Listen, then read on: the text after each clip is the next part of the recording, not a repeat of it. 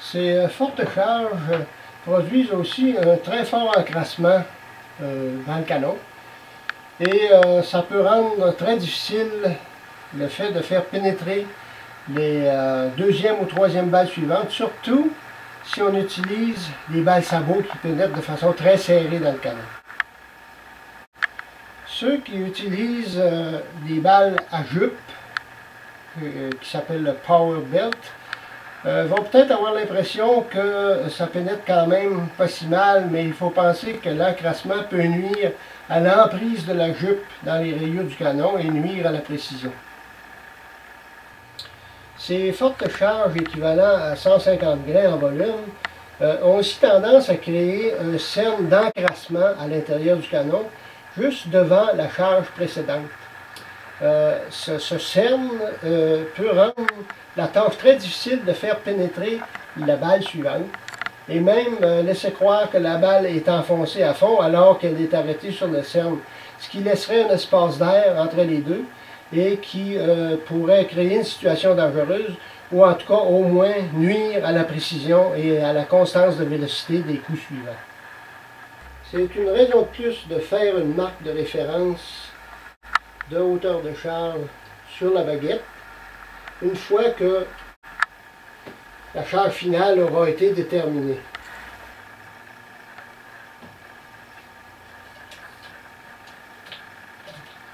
Habitués aux carabines modernes, les chasseurs d'aujourd'hui sont devenus carrément négligents dans l'entretien de leur arme. Et c'est quelque chose qu'ils ne pardonnent pas, surtout quand on parle d'armes à chargement par la bouche qui utilisent des propulsifs potentiellement corrosifs. Pour ce qui est du nettoyage en profondeur, les armes modernes de type inline facilitent grandement les choses parce qu'on peut soit ouvrir le mécanisme ou retirer la culasse mobile. Et on peut retirer facilement aussi le bouchon de culasse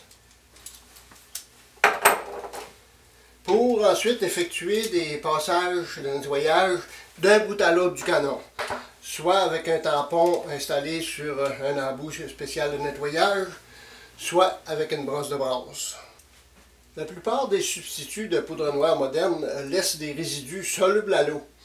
Et il faut donc utiliser des produits de nettoyage du même genre au lieu des solvants habituels pour armes à feu qui sont à base de produits pétroliers. Pour ce qui est de l'idée d'effectuer un nettoyage simplement avec de l'eau, je ne suis pas très fort à l'idée d'introduire de l'eau dans un canon qui va être ensuite chargé avec une poudre hygroscopique, c'est-à-dire qui attire l'humidité. Certains utilisent un produit de nettoyage aussi simple que de l'alcool à friction. Ou encore du Windex, du nettoyeur à vitre Windex, ou même différentes mixtures artisanales de produits de ce genre-là.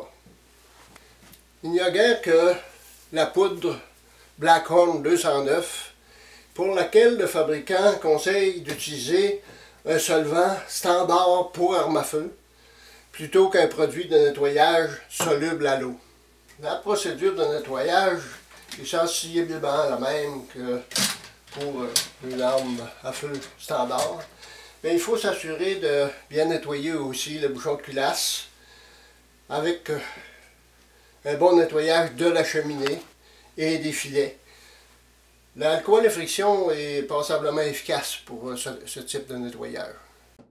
En prévision du rangement à long terme, il faut garder à l'esprit que les résidus de combustion de la plupart des substituts de poudre noire sont très tenaces et ont tendance à être corrosifs.